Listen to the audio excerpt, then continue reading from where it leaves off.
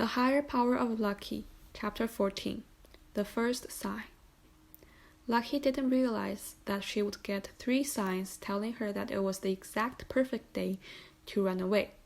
Her running away idea was even more definite Monday morning, and it was very thorough, rather than being just a whim where you could make mistakes or do something tragical.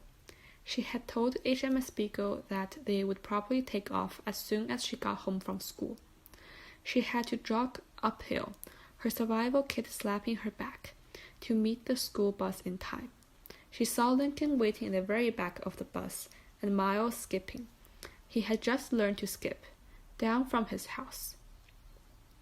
At the wheel, her elbow sticking out of the window, Sandy, the bus driver, glowered at Lucky. She looked at her watch and shook her head. The exhaust from the bus drowned out the fresh smell of the new morning. "Hurry up, Miles," Lucky yelled as she waited by the front door of the bus, panting. "He's coming," she called up to Sandy, who shook her head again. "We got 50 miles to cover before the bell rings," Sandy said, as she always did, "and I'm not waiting." "He's only 5, said Lucky. Sandy flipped on her turn signal and checked the side view mirrors.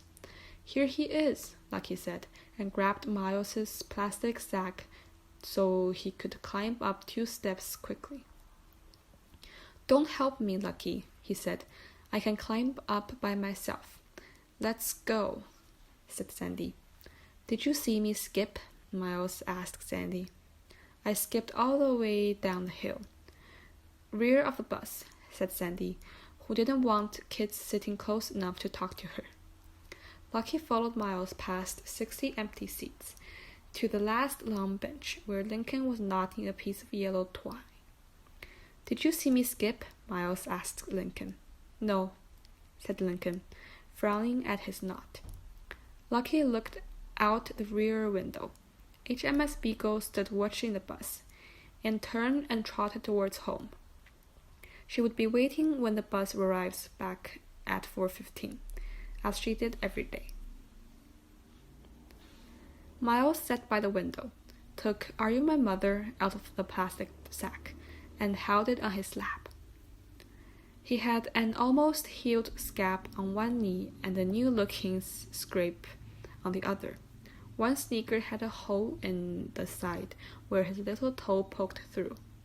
The sun shining through the window glinted on his scoppery hair, which was smashed down on one side. The bus climbed up and out of the valley, then turned and joined the highway into Sierra City. Miles swiped the dusty window with his hand, wiped his hand on his pants, and pointed to the forest of Joshua trees. "Is this Short Sammy's adopted highway?" he asked. "Not yet. Wait. Here comes the little sign," Lucky said.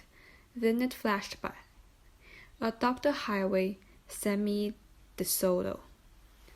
Adopting a highway is not like adopting a child. Lucky planned to adopt 7 or 8 highways when she got old enough, if she had time. What it means is that you take care of this certain stretch of road by picking up all the litter every week. Also, you get an official orange vest and hard hat, and special trash bags. Plus, you get a sign on a highway that people can admire as they drive past. "Was that it? Sandy should stop so we can read it," Miles complained. "Some people need more time to sound out their words." Lucky and Lincoln eye-smiled at each other without letting Miles see. That, thought Lucky, was the first sign. The way she and Lincoln understood right then that each other was the way that she and Lincoln understood right then what each other was thinking. "She can't stop or we'll be late for school," Lincoln said. "Check out how the highway along here is so clean, though. Short Sammy cleans it." "In his orange vest?" "Yeah." Miles began making frog-croaking noises. Lincoln immediately put on his headphones. He didn't have a player for them to plug into, But by wearing them, Lucky figured he could concentrate better on his knots. Finally, Lucky couldn't stand any more frog croaking, so she told Miles a story of how the Joshua trees were playing in statues, and when they thought you weren't looking, they changed their weird positions. If you stare at them very quietly, you'll see them move, she said. Miles rested his forehead on the dusty window and stared out for about 3 minutes. Then he said, Lucky? What? Do you have an extra fig Newton? Oh, Miles, she said, and dug a fig Newton out of her tote bag. Doesn't your grandmother ever comb your hair? Sometimes, said Miles, lightly kicking the seat in front of him as he ate tiny bits of the cookie. The Higher Power of Lucky, Chapter 15. The Second Sign and the Third Sign. Lucky felt excited and impatient all day at school. Miss McBeam read a thin book to the 5th grade about Charles Darwin, the scientist Lucky most admired. The totally amazing thing about Charles Darwin was how much he and Lucky were alike. For instance, in the book there was a part where Charles Darwin found 2 interesting beetles. To capture them, all he had was his hands, so he caught one in each hand. Then, and this was the great part, he found a third interesting beetle, so he popped it into his mouth. That was exactly something Lucky would do, except for the constant fact that she carried her survival backpack full of specimen boxes with her at all times.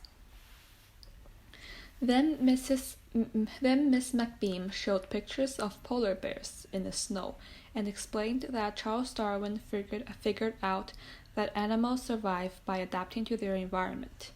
Polar bears are white like the snow, so they will be harder to see and they can sneak up on their next meal, and also to make them harder to be spotted by other animals or people who hunt them. The same with insects, who look like the plants they eat, except they're hiding from the birds that want to eat them, Miss McBeam explained. At that exact moment, Lucky looked at her sandy-colored arms and realized, finally, why her hair and eyes and skin were all one color. Charles Darwin had a very good point. She was like those lizards and those sidewinders, exactly the color of the sand outside. She blended in too. She, Lucky, was perfectly adapted to her environment, the northern Mojave Desert, and she knew that the sameness of her coloring was exactly right. It was the second sign, as significant as thrilling as the secret eye-smiling first sign on the bus. Just after lunch, when Lucky thought she could not bear to wait until 3:15 for the school bus to arrive for the ride home, the principal came to room 4. Lucky sat forward in her seat to stare at Miss Baumizard, who was 8 months pregnant and wore black pants and a tight-fitting flowered shirt that showed exactly the shape of her pregnant stomach. Miss Baumizard smiled at Miss McBeam and at the 5th graders. She put her 2 hands on her shirt, holding the sides of her stomach. Lucky noticed that there were slightly darker marks where Miss Baumizard put her hands, like the dark stains on the sides of Miles's pants where he wiped his hands. She figured Miss Baumizard spent a lot of time feeling the interesting huge round ball of her stomach. A part of Lucky wished the principal would suddenly start having a baby so they could all watch. Maybe Lucky could even help in some very important way, like if they needed mineral oil and only she had some at the last minute. Instead of going into labor, Miss Baumizard said, "There's a pretty big dust storm coming off the dry lake. We're sending the children from outlying areas home early.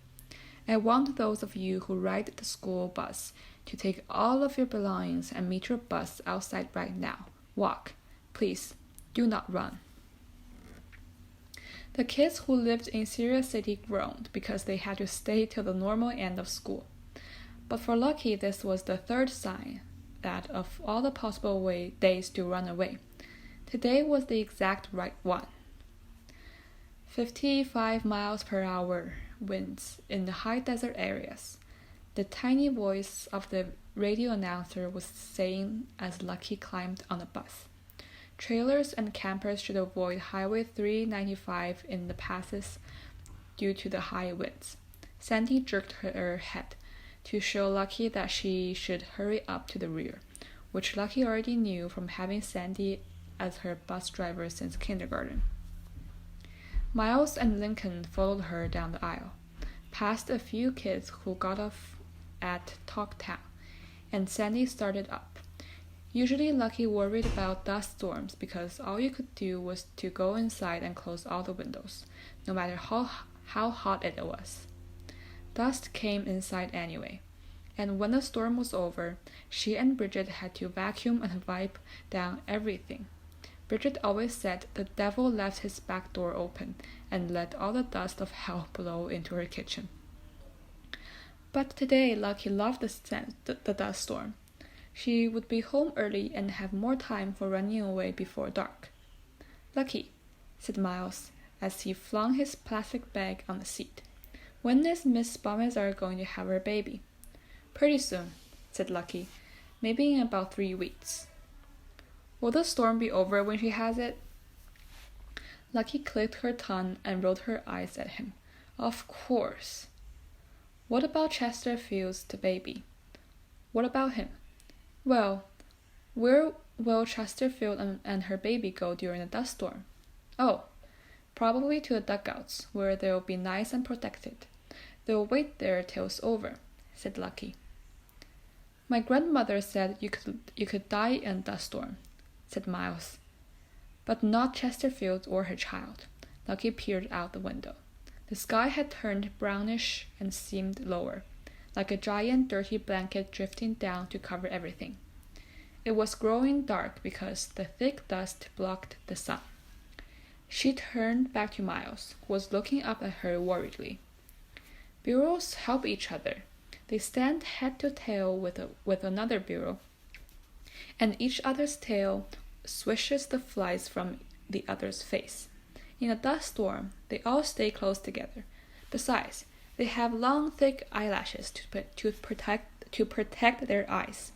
Chesterfield is totally adapted to her desert habitat. Do you want me to explain about habitats?" "No," said Miles, and opened Are You My Mother? She turned the pages slowly, reading it aloud from memory, his small, dirty index finger more or less following the words. Lincoln rolled his eyes at Lucky, which she considered part B of the first sign. She knew he meant that listening to Miles sound out Are You My Mother again, after having heard him do it 8,000 times on the bus ride to school and back, was too boring to bear. She put his headphones on and got out a piece of rope.